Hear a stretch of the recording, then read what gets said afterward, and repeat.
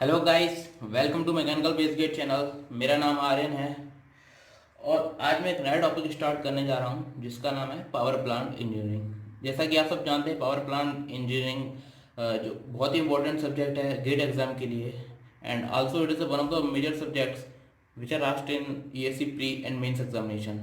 It is a very high weightage in mostly in ESC examination, but in GATE examination it is asked approximately 5 to 6 marks.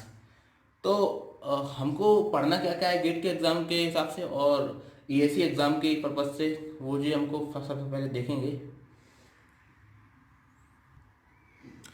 और सबसे पहले आप मेरा channel subscribe कीजिए mechanical base gate, और हम सबसे अपने वीडियो को स्टार्ट करते हैं। जैसा कि आप सबको पता है कि पावर प्लांट इंजीनियरिंग काफ़ी वेटेज रखता है गेट के एग्ज़ाम में। तो उसमें जो हम टॉपिक्स पढ़ने वाले हैं वो gas power cycles, vapour power cycles, air compressors और बॉयलर्स। तो तीन शुरू के टॉपिक्स जो दिए गए हैं वो गेट के एग्ज़ाम से बहुत ही ज़्यादा इम्पोर्टेंट है। और जो आपके गेट के एग्ज़ाम में 5 से 6 नंबर के जो क्वेश्चंस पूछे जाते हैं उनमें gas power cycle, vapour power cycle से बहुत ही ज़्यादा क्वेश्चंस आते हैं। और जो एयर कंप्रेशर्स के क्वेश्चन भी कभी कभी आया करते हैं, पर मोस्टली आप गैस पावर साइकिल्स और वेपर पावर साइकिल्स के क्वेश्चन जनरली देखेंगे। और एयर कंप्रेसर्स के 2-4 साल के अंतराल में एक आध बार पूछ लिया है, और वो भी रेसिप्रोकेटिंग कंप्रेसर से ही क्वेश्चन पूछा करता है। तो हमारा टारगेट इन तीनों टॉपिक्स पर रहेगा गेट के पर्पज से। अब आते हैं ईएससी एग्जामिनेशन पे। ईएससी में बॉयलर भी ऐड है और कुछ और भी टॉपिक ऐड किए गए हैं, नोजल है, डिफ्यूज़र है, काफ़ी सारे टॉपिक्स। वो पावर प्लांट का काफ़ी मेजर पार्ट उसमें आया करता है, जैसे स्टीम टरबाइंस भी आते हैं उसमें। तो सबसे पहले हम गेट का सिलेबस कवर करेंगे जिसका वेटेज 5 to 6 मार्क्स है। तो दोस्तों, कुछ होगा बनाने की ज़रूरत नहीं है, ये बहुत ही इजी सब्जेक्ट है। लोग होगा बना देते हैं बिकॉज लोगों को इसके क्वेश्चंस कई लोग समझ में नहीं आते हैं, काफ़ी इसको टफ सब्जेक्ट समझते हैं। पर यकीन मानिए ये बहुत ही इजी टॉपिक है और मैं आपको बड़े ही कॉन्सेप्चुअली और इजी तरीके से इस टॉपिक को समझाऊंगा और आपको समझ में भी आना चाहिए। और जिस चीज़ में आपको प्रॉब्लम हो आप उस चीज़ को कमेंट सेक्शन में कमेंट कर दीजिए या फिर फेसबुक पर मुझे मैसेज कर दीजिए, तो मैं उसका आपको प्रॉब्लम दूर कर दूंगा। तो दोस्तों, सबसे पहले हम शुरू करते हैं गैस पावर साइकिल को। अब आप सोच रहे होंगे कि मैंने गैस पावर साइकिल से ही क्यों शुरू किया है, ज़्यादातर जगह पर वेपर पावर साइकिल से शुरू करते हैं लोग।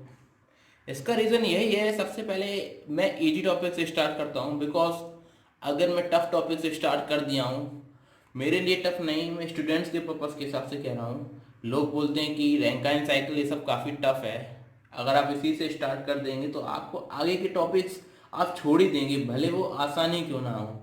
और यही मेथोलॉजी लोगों में बन गई कि पावर प्लांट एक टफ सब्जेक्ट है। तो मैं इजी टॉपिक से स्टार्ट करूंगा और धीरे धीरे मैं वेपर पावर साइकिल तक जाऊंगा, तो आपका लेवल वही मेंटेन रहेगा, बरकरार रहेगा और आप बड़ी इजीली इस टॉपिक को समझ जाएंगे। तो ठीक है दोस्तों, let's start our topic gas power cycle. सबसे पहले मैं बताना चाहूँगा वेपर पावर साइकिल क्या है और गैस पावर साइकिल क्या है, इन दोनों में मेन डिफरेंस क्या है। जो गैस पावर साइकिल होती है और जो वेपर पावर साइकिल होती है, वेपर पावर साइकिल जैसा कि नाम से ही पता चल रहा है, इसमें आपको यूज़ करना है वेपर, तो इसमें वेपर का यूज़ किया जाता है। जो वेपर पावर साइकिल होती है इसमें हम वेपर का यूज़ करते हैं, और जो गैस पावर साइकिल होती है इसमें हम गैस का यूज़ करते हैं। और जनरली जो हम गैस का यूज़ करते हैं किसी साइकिल में, ताकि हम आइडियल गैस इक्वेशन का यूज़ कर सकें, तो हम एयर को ही लेते हैं। किसको लेते हैं? एयर को। एयर को एज्यूम किया गया है आइडियल गैस। ओके। तो दोस्तों, जो गैस पावर साइकिल है उसमें हम गैस का यूज़ करते हैं। तो मेनली जो गैस टरबाइन प्लांट होता है और जो गैस टरबाइन इंजन्स होते हैं works on the principle of gas power cycle. ठीक है दोस्तों, गैस टरबाइन प्लांट और जो गैस टरबाइन इंजन्स होते हैं वो गैस पावर साइकिल पर वर्क करते हैं, और जो स्टीम टरबाइंस होते हैं वो वेपर पावर साइकिल पर वर्क करते हैं। तो सबसे पहले जो चीज़ आती है गैस पावर साइकिल, अपना टॉपिक स्टार्ट करते हैं। तो सबसे पहला कॉन्सेप्ट ये है, what are the types of gas power cycles. So ये दो टाइप के होते हैं। पहला होता है ओपन साइकिल गैस टरबाइन, दूसरा होता है क्लोज्ड साइकिल गैस टरबाइन। अब ये क्या चीज़ है भाई? इनका डिफरेंस मैं आपको बताता हूँ। ओपन साइकिल गैस टरबाइन क्या है और क्लोज साइकिल गैस टरबाइन क्या है, ओपन और क्लोज, ठीक है ना। तो जो ओपन साइकिल गैस टरबाइन होता है, सबसे पहला वाला टाइप जो दिया गया है आपका, ओपन साइकिल गैस टरबाइन।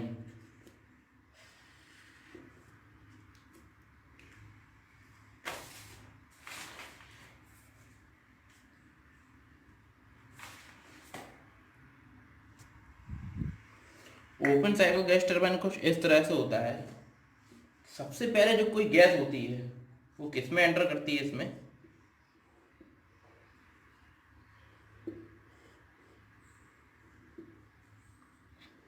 सबसे पहले मैं इसका डायग्राम ड्रॉ कर देता हूँ, उसके बाद उसको समझाना शुरू करता हूँ।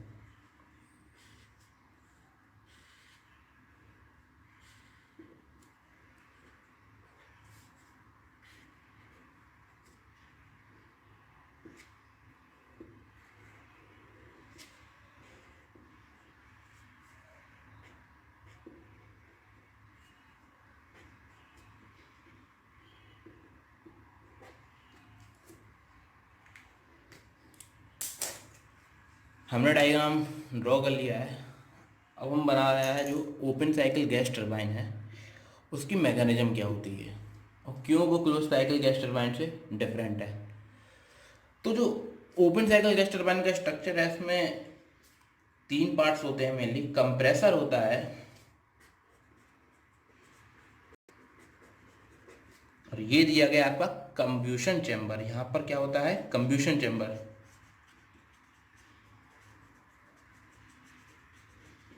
और ये है आपका टरबाइन। जैसा कि नाम मैं आपको पहले बता चुका हूँ कि जो गैस टरबाइन होती है उसमें हम air as a working fluid use करते हैं। तो यहाँ से हम सबसे पहले जब एयर को एंटर कराते हैं, जिसका प्रेशर इनिशियली P1 है और T1 है। P1 T1 भी आपको पता ही है। आप ये देखिए, ये जो बाहर की चीज़ है ये क्या है, ये इन्वायरमेंट है। इससे आपको ये समझ में आ रहा है कि जो हम ओपन साइकिल गैस टरबाइन में यूज़ करते हैं जिस चीज़ का, वो क्या होती है, एयर, जो हम एटमॉस्फेयर से लेते हैं, ठीक है ना। तो ये प्रेशर कौन सा होगा, एटमॉस्फेयर प्रेशर होगा। और ये टेम्परेचर कौन सा होगा, जो एम्बियंट का टेम्परेचर होगा वही टेम्परेचर होगा इसका। ओके। तो जब सबसे पहले हम इसको कंप्रेसर में जब ले जाकर कंप्रेस करते हैं तो उसका प्रेशर भी बढ़ेगा और टेम्परेचर भी बढ़ेगा, क्योंकि आपको पता है कंप्रेसर का काम कंप्रेस करना होता है। यहाँ पर प्रेशर भी बढ़ने वाला है आपका और टेम्परेचर भी बढ़ने वाला है। तो यहाँ पर जो आपको फाइनली जो प्रेशर और टेम्परेचर मिलेगा वो P2, T2 होगा। और जो P2 क्या है, P1 से बड़ा है, और T2 क्या है, T1 से बड़ा है। ठीक है भाई, यहाँ पहुँच गए। अब यहाँ पहुँचे कंबशन चैम्बर में। कंबशन चैम्बर में क्या करते हैं, हम फ्यूल डालते हैं और इस तरफ से क्या आ रही है, एयर आ रही है, और इस तरफ से क्या जा रहा है, इसके अंदर फ्यूल जा रहा है। तो यहाँ पर पहुंचकर कंबशन प्रोसेस हो जाती है, जिसकी वजह से हीट जनरेट होती है बहुत सारी, और ये हीट एब्जॉर्ब करता है। ये हीट एब्जॉर्प्शन प्रोसेस है। तो हम एक तरह से इसको हीट दे रहे हैं, किसके माध्यम से, फ्यूल के माध्यम से। तो जब इसके अंदर जाती है तो कंबशन प्रोसेस होती है, जिसकी वजह से टेम्परेचर बहुत ज़्यादा बढ़ जाता है। और ये प्रोसेस, प्रेशर तो हम बढ़ा नहीं रहे हैं, तो प्रेशर तो कांस्टेंट ही रहने वाला है। तो P3 बराबर P2, और जो टेम्परेचर होगा वो काफ़ी ज़्यादा होगा T2 से। ओके, हमने टेम्परेचर भी बढ़ा दिया है और प्रेशर तो यहाँ पर कंप्रेशर में काफ़ी ज़्यादा बढ़ गया था। अब अगला काम क्या करते हैं, हम इसमें टरबाइन में एक्सपेंशन कराते हैं। अगले प्रोसेस क्या है, हम इसका एक्सपेंशन करा देते हैं। तो यहाँ पर जो गैस आती है P4 और T4 आ जाता है। अब देखिए, अब जब यहाँ पर हम पहुँच गए तो अब क्या देखेंगे, हम फिर से कहाँ पर आ गए, एनवायरनमेंट में। हम रिजेक्शन कहाँ कर रहे हैं एयर का, एनवायरनमेंट में। तो ये चीज़ आपको समझ में आई ओपन साइकिल टरबाइन में क्या है, कंप्रेसर है, कंबुशन चैम्बर है और टरबाइन है। यहाँ से एयर एंटर करती है और कंबुशन होता है, टरबाइन में जाती है, फिर वापस कहाँ रिजेक्ट हो जाती है, एनवायरनमेंट में, और वहाँ से हम फिर से फ्रेश एयर लेते हैं और फिर से यहाँ पर रिजेक्शन कर देते हैं। बार बार इसमें हम फ्रेश चीज़ें ले रहे हैं। तो अब आते हैं दोस्तों हम क्लोज साइकिल गैस टरबाइन पे।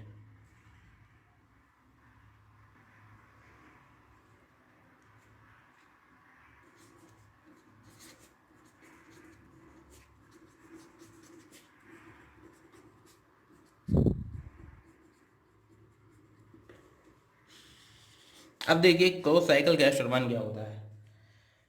क्लोज साइकिल टरबाइन में और ओपन साइकिल टरबाइन में इतना ही डिफरेंस है कि जो हम एयर एटमॉस्फेयर से ले रहे थे और जो एटमॉस्फेयर में जाकर रिजेक्ट कर रहे थे, हमको वो सब नहीं करना है। हमको वो सब नहीं करना है। हमको करना क्या है, हमको ये करना है कि हम वही एयर का बार बार यूज़ करेंगे, वही एयर का बार बार यूज़ करेंगे। हम एनवायरनमेंट में उसको रिजेक्ट करने वाले नहीं हैं। उसकी बजाय हम उसको कूल करके फिर से कंप्रेसर में ले जा सकते हैं। ओके, उसको कूल करके हम फिर से कंप्रेशन में ले जाएंगे और उसको हम बार बार इन साइकिल यूज़ करेंगे। कुछ बात समझ में आ रही है आपको, कुछ पल्ले बल्ले पड़ रहा है? तो देखिए इसमें हम करने क्या वाले हैं, वही काम इसमें करने वाले हैं। ये कंप्रेसर लगा दिया। सबसे पहले इसका डायग्राम ड्रॉ कर लेते हैं। यहाँ पर वहाँ पर उसमें डिफरेंस क्या है। सबसे पहले मैं आइडेंटिकल चीज़ बना रहा हूँ, जो उसमें भी कॉमन है और उसमें भी कॉमन है। ओके, ये कंप्रेसर दिया गया है, ये टरबाइन दिया गया है। अब देखिए ये पॉइंट 1 था,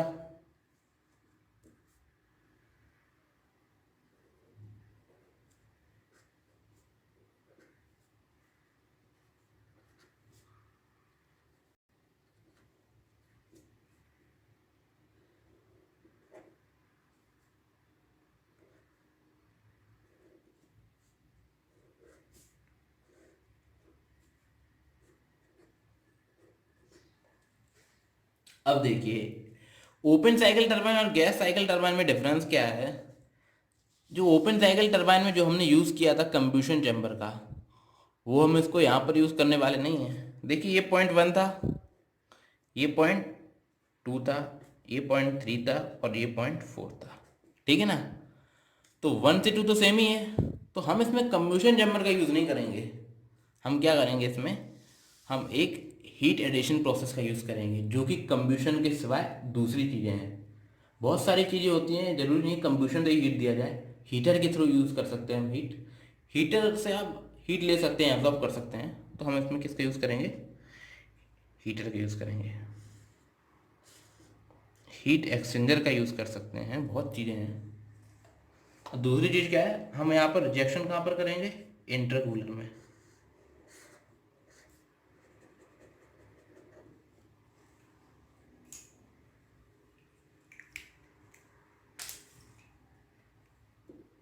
तो इस प्रोसेस में क्या होता है, हम पॉइंट 1 पर कंप्रेसर में इनलेट करते हैं और कंप्रेस्ड गैस यहाँ पर पहुँचती है, और ये क्या है, हीट एक्सचेंजर।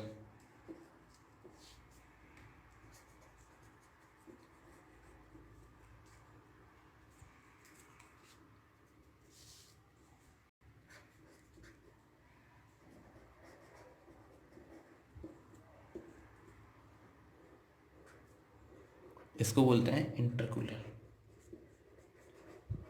देखिए भाई डायग्राम तो ड्रॉ कर दिया। अब देखिए क्लोज साइकिल गैस टरबाइन है क्या। क्लोज साइकिल गैस टरबाइन में हम क्या करते हैं, पॉइंट 1 पे कंप्रेसर में इनलेट करते हैं, उसके बाद पॉइंट 2 पर हीट एक्सचेंजर होता है, यहाँ पर हम हीट एब्जॉर्ब करते हैं। उसके बाद कहाँ जाते हैं, टरबाइन। टरबाइन में होता है एक्सपेंशन। उसके बाद पॉइंट 4 पर हम उसको इन्वायरमेंट में रिजेक्ट करने वाले नहीं हैं। हम उसको, उसकी बजाय हम इसको कूल करेंगे और कूल करने के बाद इसको फिर से पॉइंट 1 पर ले जाएंगे। ये करना है हमको। और वो कूलिंग प्रोसेस होगी कहाँ पर, इंटरकूलर में वो प्रोसेस होगी। तो अब आपको डिफरेंस समझ में आ रहा होगा कि ओपन साइकिल गैस टरबाइन और क्लोज साइकिल गैस टरबाइन में पहला डिफरेंस यही है कि हम इसमें कंबुशन चैम्बर का यूज़ करते हैं और इसमें हीटर का या हीट एक्सचेंजर का यूज़ करते हैं। ओके, और दूसरा डिफरेंस यही है कि हम इसमें एटमॉस्फेयर में एयर का रिजेक्शन नहीं कर रहे हैं, और जो कंबुशन प्रोडक्ट्स हैं उनका रिजेक्शन एटमॉस्फेयर में नहीं कर रहे हैं। इसमें क्या कर रहे हैं, जो हमारी एयर है एक्सपेंशन के बाद हम उसको इंटरकूलर में ठंडा कर रहे हैं। ठीक है ना। और तीसरा डिफरेंस, सबसे मेन डिफरेंस है कि हमारा जो वर्किंग फ्लड है वो क्या है। अगर आप कोई भी क्लोज साइकिल गैस टरबाइन या ओपन साइकिल गैस टरबाइन में कोई इक्वेशन अप्लाई करना चाहें, first law of thermodynamics apply करना चाहें, तो आप ये देखिए कि जो ओपन साइकिल गैस टरबाइन है इसमें 1 से लेकर 0.2 तक तो हम एयर का कंप्रेशन कर रहे हैं, वो चीज़ तो एकदम क्लियर है। लेकिन जब हम कंबशन चैम्बर में जा रहे हैं तो वहाँ पर हम फ्यूल को इनलेट करा रहे हैं, तो उसके बाद यहाँ पर क्या निकलेगा, यहाँ पर क्या प्योर एयर होगी? यहाँ पर प्योर एयर नहीं आने वाली है, यहाँ पर कंबशन प्रोडक्ट्स आएंगे। जो हमारा 0.3 है यहाँ पर कंबशन प्रोडक्ट्स आएंगे जो कि बर्निंग के बाद प्रोड्यूस हुए हैं कंबशन चैम्बर में। तो यहाँ पर जो एक्सपेंशन होगा कंबशन प्रोडक्ट्स का एक्सपेंशन होगा, ना कि प्योर एयर का। जबकि क्लोज साइकिल गैस टरबाइन में क्या है, यहाँ पर एयर गई, यहाँ से 2.2 में गई, उसके बाद यहाँ पर हीट एडिशन भी प्योर एयर का ही होने वाला है हीट एक्सचेंजर में, उसके बाद प्योर एयर का एक्सपेंशन हो रहा है। और इंटरकूलर में भी प्योर एयर को ही हम कूल करा रहे हैं, उसके बाद 0.1 में फिर से इनलेट करा रहे हैं। तो इस तरह से क्लोज साइकिल गैस टरबाइन बन जाती है। यही मेन डिफरेंस है, ये ओपन साइकिल है और ये क्लोज साइकिल गैस टरबाइन है। ओके, अब हम देखते हैं इसकी वर्किंग। तो सबसे पहले हम क्या देखते हैं, क्लोज साइकिल गैस टरबाइन। हमने दोनों गैस टरबाइंस देख ली, तो अब हमको पढ़ना क्या है, क्लोज साइकिल गैस टरबाइन के बारे में पढ़ना है।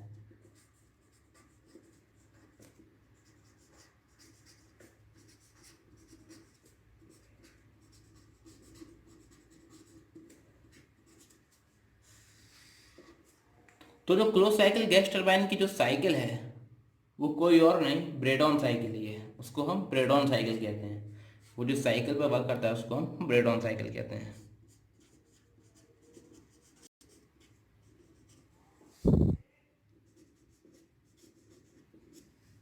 ओके,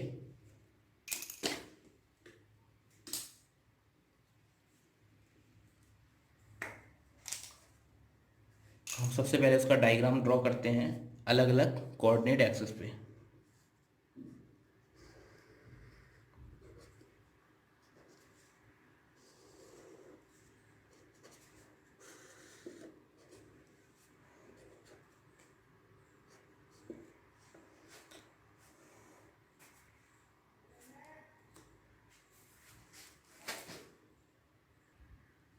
तो जो हमारी 4 प्रोसेसेस हैं वो कौन कौन सी है। सबसे पहले जो हमारी प्रोसेस 1 से 2 है वो कौन सी प्रोसेस है, compression.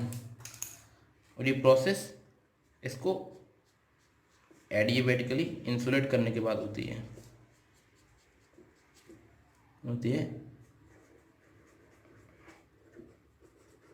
Reversible adiabatic compression. Reversible adiabatic को हम बोलते क्या है, आइसेंट्रोपिक।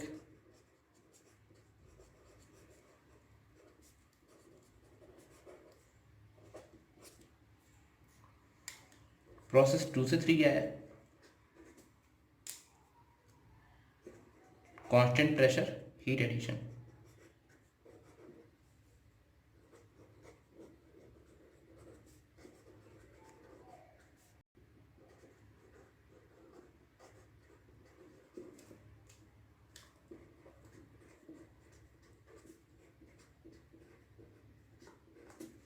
अब 3 to 4 प्रोसेस क्या है, जो टरबाइन होता है वो भी एडियाबैटिकली इंसुलेटेड होता है।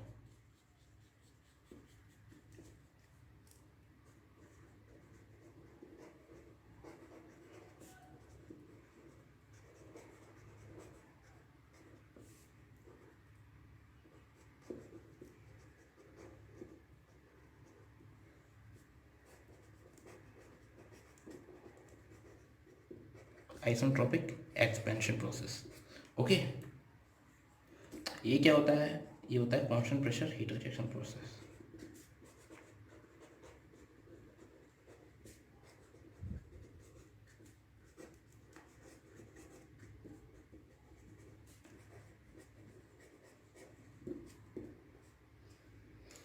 तो ये 4 पॉइंट आपको पता चल गए। अब हम इसका ड्रॉ करेंगे साइकिल।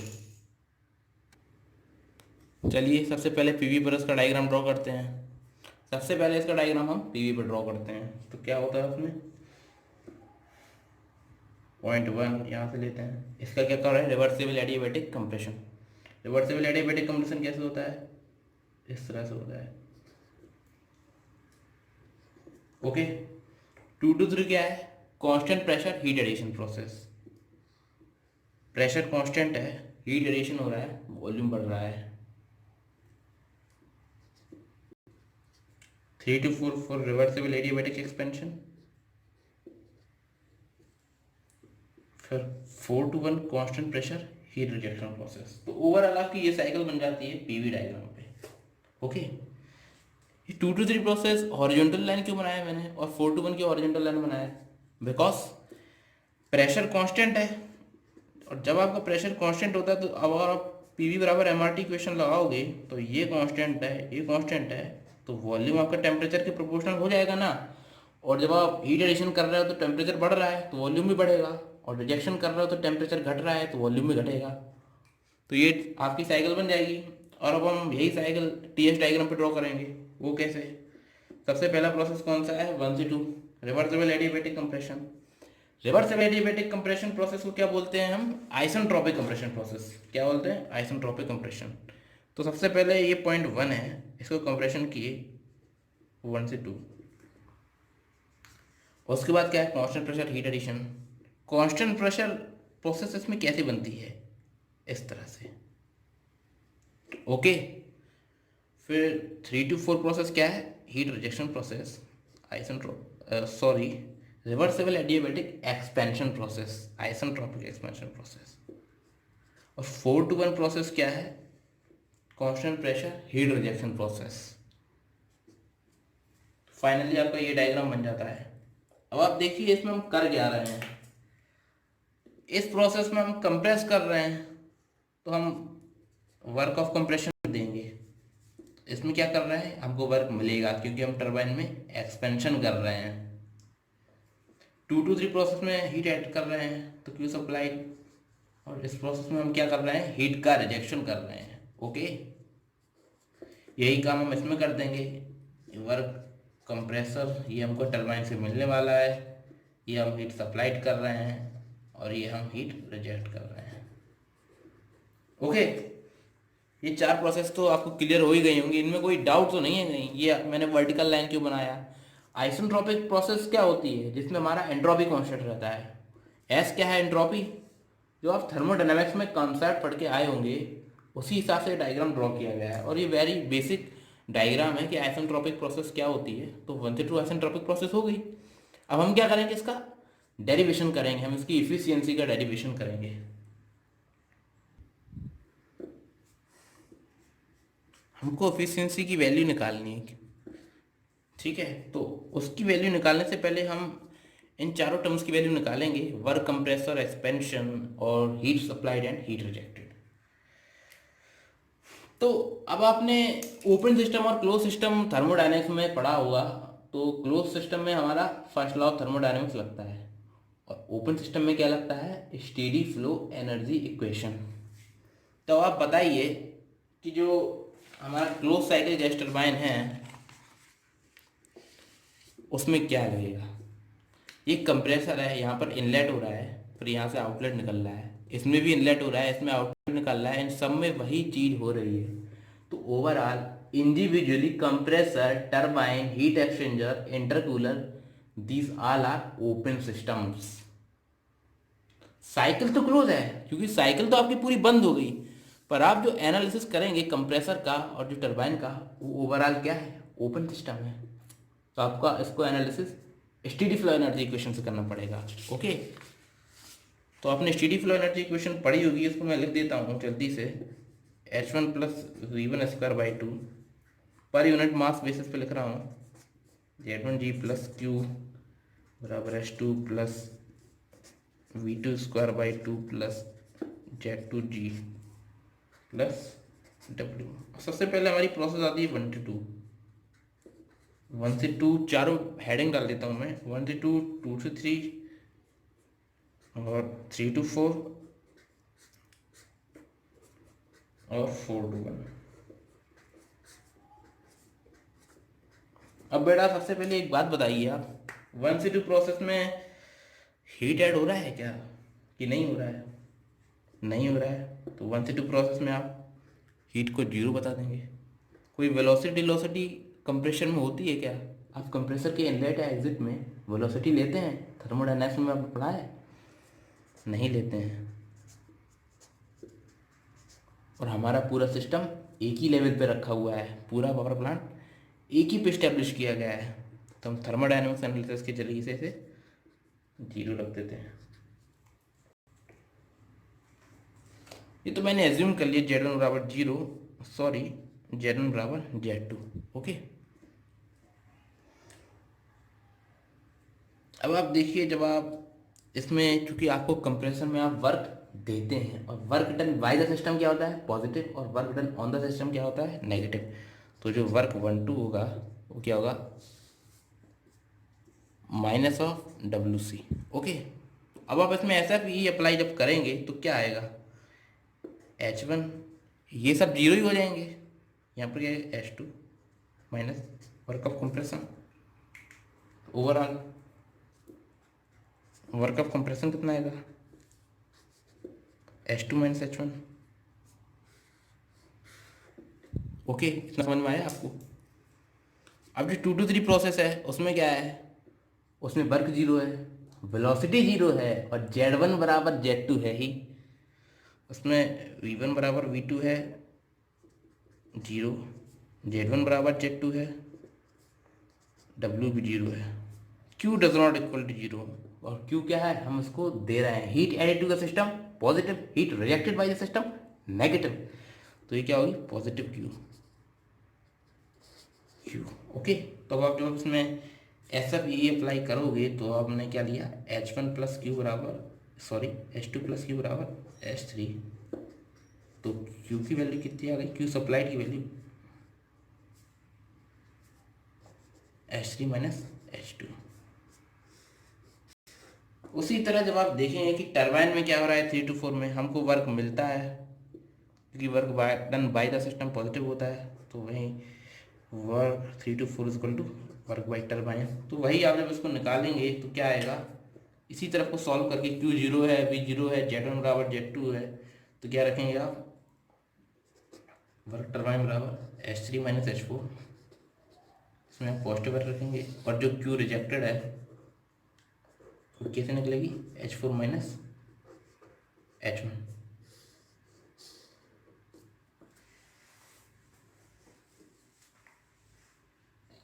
ये चारों चीज़ें आपको समझ में आ गई होंगी। अब हम ड्रा करने वाले हैं इफिशियंसी। इफिशियंसी को ड्राइव करने के लिए सबसे पहले आपको क्या करना पड़ेगा? इफिशियंसी क्या होता है? जो हमारा जो नेटवर्क मिलता है उसमें हीट सप्लाई से डिवाइड कर देते हैं, तो क्या बनती है हमारी इफिशियंसी। ये सब आपने थर्मोडायनामिक्स में पढ़ा हुआ है। और आगे बढ़ते हैं। ओवरऑल ये ब्रेडॉन साइकिल है क्या? ये क्लोज साइकिल है। ब्रेडॉन साइकिल ओवरऑल क्लोज साइकिल है। तो आप इसमें फर्स्ट लॉ ऑफ थर्मोडायनामिक्स पूरी साइकिल के लिए लगाएंगे। पूरी साइकिल के लिए जब आप फर्स्ट लॉ ऑफ थर्मोडायनामिक्स लगाएंगे तो क्या होगा? तो net work is equal to net heat. तो W कंप्रेसर कंप्रेसर नेगेटिव में रखेंगे plus W turbine, Q supplied positive होगी क्योंकि मिल रही है, Q रिजेक्टेड नेगेटिव। अब आपको एफिशिएंसी निकालनी है। एफिशिएंसी का फॉर्मूला क्या होता है? जो हमारा वर्क डन नेट होता है और आप उसमें Q सप्लाइड से डिवाइड कर दें तो हमारा नेटवर्क आ जाता है। अब भाई नेटवर्क क्या है? नेटवर्क निकालेंगे हम कैसे? जो हमको टरबाइन से वर्क मिल रहा है और जो हम कंप्रेसर पे कर रहे हैं वही तो होगा।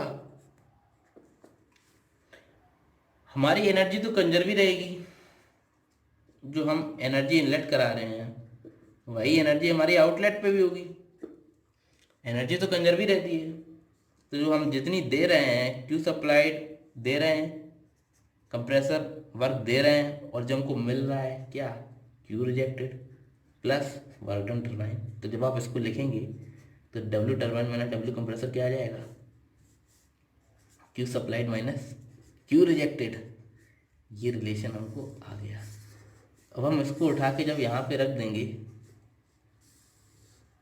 तो हमको वैल्यू क्या मिलेगी, Q supplied minus Q rejected upon Q supplied, तो overall 1 minus Q rejected upon Q supplied. और क्यू रिजेक्टेड और क्यू सप्लाइड की वैल्यू क्या है बताइए जरा।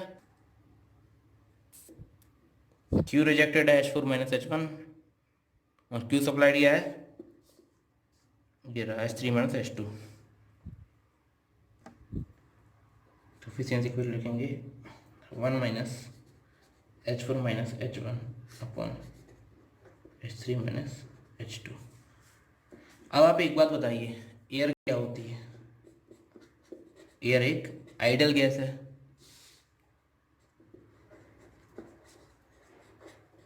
और आइडल गैस के लिए जब आप एंथैल्पी को सीपी का फंक्शन होता है, ये तो आपको पता ही है।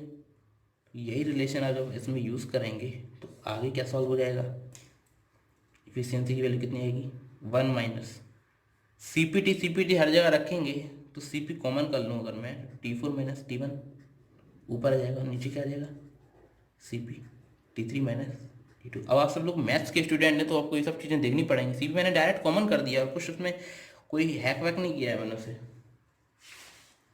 अब ये लाइन आ गई, कितना आया 1 minus T4 minus T1 upon T3 minus T2। अगली लाइन लिखता हूँ, इफिशियंसी इक्वल टू 1 माइनस, इन दोनों मैंने T1 को कॉमन कर लिया तो क्या आ जाएगा T4 अपॉन T1 माइनस 1, और नीचे मैंने T2 को कॉमन कर लिया। ओके, अब एक चीज़ मैं आपको बताता हूँ, एक चीज़ मैं आपको बताता हूँ, वो क्या है 1 से 2 प्रोसेस क्या है आपकी रिवर्सिबल एडियाबैटिक कंप्रेशन, और 3 to 4 क्या है रिवर्सिबल एडियाबैटिक एक्सपेंशन। तो आपने ये सब फॉर्मूले तो पढ़े ही होंगे, पीवी की पावर गामा बराबर कांस्टेंट। तो हम 1 से 2 और 3 to 4 प्रोसेस लिख लेते हैं, एक है 1 से 2 और एक है 3 to 4। आपने फॉर्मूले पढ़े होंगे, पीवी की पावर गामा बराबर कांस्टेंट, और दूसरा फॉर्मूला होता है टीवी की पावर गामा माइनस 1 बराबर कांस्टेंट, और तीसरा फॉर्मूला होता है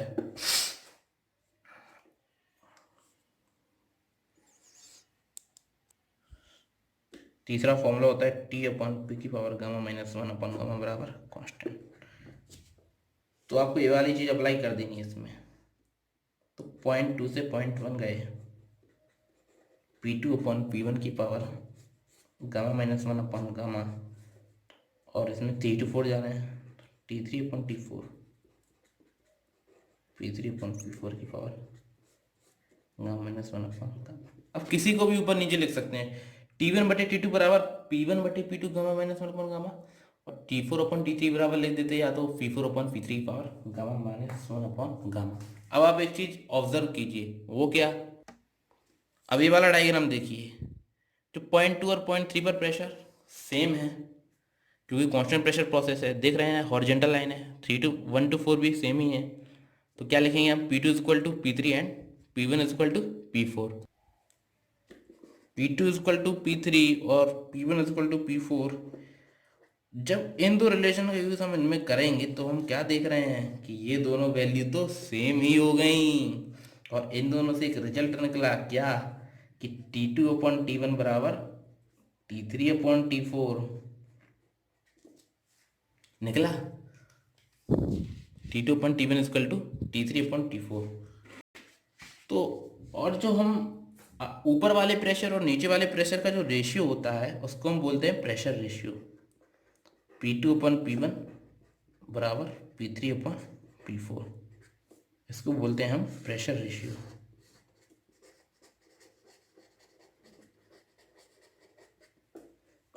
अब ये जो रिलेशन है इसको जब हम ऐसे लिखते हैं, T4 को यहाँ ले गए और T2 को यहाँ ले जाएं, तो T4 अपॉन T1 बराबर T3 अपॉन T2, इसको हम यहाँ ले गए तो एफिशिएंसी की वैल्यू आ जाएगी, ये वाला टर्म और ये वाला टर्म बराबर है, वही चीज़ लिखी है यहाँ पर, तो ये दोनों आपस में हम कैंसिल कर सकते हैं, और यहाँ पर क्या आ गया 1 माइनस T1 अपॉन T2, और एफिशिएंसी बराबर 1 माइनस T1 को भी नीचे ले जाइए, 1 - T2/T1।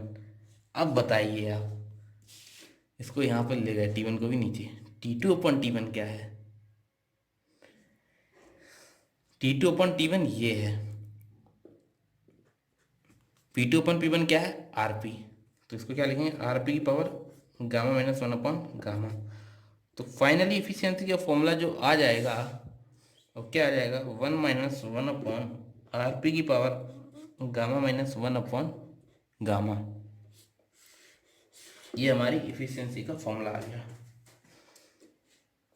अब आपको एक डायग्राम बनाना बताता हूँ, इफिशियंसी और प्रेशर रेशियो का जो डायग्राम कैसे बनाएंगे। किसी ने अगर एग्जाम में आ गया, EAC के एग्जाम में आ गया, तो जो इफिशियंसी और प्रेशर रेशियो का जो डायग्राम है वो हम कैसे बनाएंगे। आप जो रिलेशन दिया गया है, एफिशिएंसी इक्वल टू 1 - 1/RP और गामा माइनस 1/गामा। जैसे जैसे RP की वैल्यू बढ़ रही है, इसकी वैल्यू बढ़ेगी तो ये वैल्यू कम होगी और ये पूरी वैल्यू बढ़ जाएगी। तो जैसे जैसे हम RP की वैल्यू बढ़ा रहे हैं, इंक्रीज कर रहे हैं, वैसे वैसे इफिशियंसी की वैल्यू बढ़ रही है। तो इस तरह से डायग्राम बनेगा। और एक चीज देखिए, अगर हम गामा की वैल्यू बढ़ा रहे हैं तब क्या होगा? गामा की वैल्यू अगर आप बढ़ा रहे हैं तब क्या होगा बताइए।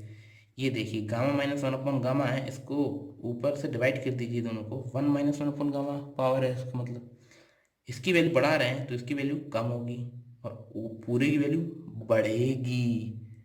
जब इसकी पावर की वैल्यू बढ़ रही है, RP की पावर की वैल्यू बढ़ रही है, तो ये नीचे वाली क्वांटिटी बढ़ रही है तो ये घट रही है, तो इफिशियंसी बढ़ रही है। ऑब्जर्व किया आपने? तो RP अगर इतना कोई फिक्स RP ले लिया हमने सपोज, और हम इसको बढ़ाते जाएंगे, गामा की वैल्यू इंक्रीज कर रहे हैं, इंक्रीज करते जा रहे हैं, तो ये और ऊपर होता जाएगा।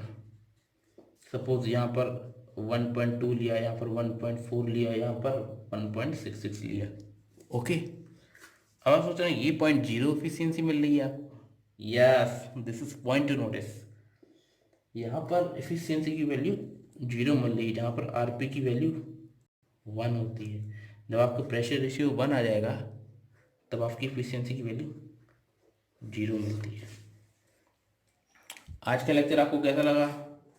उम्मीद है आपको आज का लेक्चर अच्छा लगा होगा। तो अगर आपको आज का लेक्चर अच्छा लगा है तो आप मैकेनिकल बेस किट चैनल को सब्सक्राइब कीजिए, ताकि मुझे मोटिवेशन मिले। बड़ी मेहनत से ये सब पढ़ा रहा हूँ, तो आप अपनी रिस्पॉन्सिबिलिटी समझिए। अगर आपको अच्छा लग रहा है तो आप उसको सब्सक्राइब कीजिए, ताकि अगर मुझे मोटिवेशन मिलेगा तो मैं और आगे भी कंटिन्यू करूँगा। हमारा अगला वीडियो आने वाला है, उसमें हम गैस टरबाइन साइकिल की जो ब्रेटन साइकिल है उसमें रीजनरेशन, रीहीटिंग और इंटरकूलिंग ये सारे कंसेप्ट बताने वाला हूँ। और उसके बाद इसके कुछ क्वेश्चंस लगवाऊंगा। जब थ्योरी सेक्शन कंप्लीट होगा उसका अगला वीडियो हमारा क्वेश्चंस पे होगा। ठीक है सर? ठीक है गाइस, तो चलता हूँ। Good bye, thank you. Subscribe this channel, don't forget and hit the like icon. Okay, thank you guys.